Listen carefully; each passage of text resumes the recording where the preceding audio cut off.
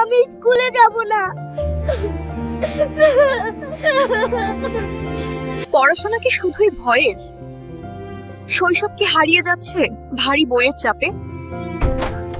তিশা খুঁজছিলেন এমন একটা জায়গা যেখানে শেখা মানে চাপ নয়, শেখা মানে হাসি। সোভানবাগ এলাকার সম্মানিত অভিভাবকবৃন্দের জন্য সুসংবাদ। গ্রিন স্প্রাউট স্কুলে 2026 শিক্ষাবর্ষের জন্য ভর্তি কার্যক্রম শুরু হয়েছে।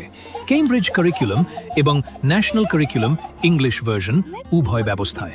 এখানে স্কুল মানেই আর ভয় নয়, এখানে শিশুরা শেখে হাসি মুখে, আনন্দ আর উৎসাহের সঙ্গে।